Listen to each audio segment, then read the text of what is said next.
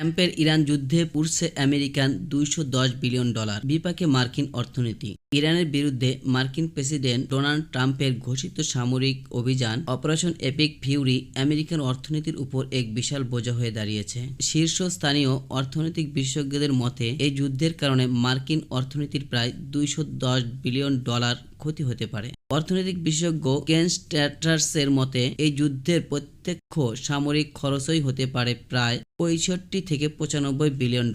এর মধ্যে রয়েছে সামরিক সরঞ্জামের ক্ষতি এবং নতুন করে গোলাবারুদ তৈরির খরচ। সোমবার কুয়েতে একটি ফ্রেন্ডলি ফায়ার বা ভুলবশত নিজেদের গুলিতে আমেরিকার 3টি F-15E স্ট্রাইক ঈগল যুদ্ধ বিমান ধ্বংস হয়েছে, যা মার্কিন বিমান বাহিনীর জন্য একটি বড় আর্থিক ধাক্কা। কেবল যুদ্ধক্ষেত্রেই নয়, এই সংঘাতের প্রভাব পড়েছে বিশ্ববাজারেও। ইরানের পাল্টা হামলায় মধ্যপ্রাচ্যের জ্বালানি ও গ্যাস উৎপাদনের কেন্দ্রগুলো ক্ষতিগ্রস্ত হওয়ায় তেলের দাম আকাশচুম্বী হয়েছে। বিশ্বের মোট তেল সরবরাহের 1/5 যে হরমুজ প্রণালী দিয়ে যায়, সেখানে অচল অবস্থায় তৈরি হওয়ার কারণে মার্কিন অর্থনীতির আরও $115 বিলিয়ন ক্ষতির সম্ভাবনা রয়েছে। প্রতিবেদন অনুযায়ী ইরানের বিরুদ্ধে অভিযানের প্রথম 24 ঘন্টাতেই আমেরিকান খরচ হয়েছে প্রায় $779 মিলিয়ন।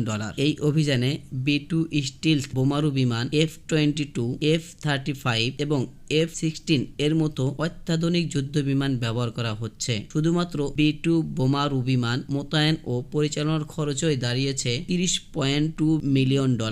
আমেরিকার অভ্যন্তরে ক্রমবর্ধমান মুদ্রাস্ফীতি এবং জীবনযাত্রার ব্যয় বৃদ্ধির মধ্যে এই যুদ্ধ ট্রাম্প প্রশাসনের উপর ব্যাপক চাপ তৈরি করছে। রয়টার্স ইপসোসের এক সাম্প্রতিক জরিপে দেখা গেছে মাত্র 25% মার্কিন নাগরিক ইরানের উপর এই হামলার সমর্থন করেছে। অর্থাৎ যুদ্ধ যত দীর্ঘায়িত হচ্ছে, সাধারণ মানুষের সমর্থন তত দ্রুত কমছে। প্রেসিডেন্ট ট্রাম্প এই যুদ্ধ 4 সপ্তাহ পর্যন্ত স্থায়ী হতে পারে বলে আভাস দিলেও স্থল সেনা মোতায়েনের সম্ভাবনা উড়িয়ে দেয়নি। যদি পরিস্থিতি আরও জটিল হয় এবং স্থল যুদ্ধ শুরু হয়, তবে মার্কিন করদাতাদের উপর ব্যয়ের বোঝা আরও বহুগুণ বেড়ে যাবে বলে আশঙ্কা করা হচ্ছে।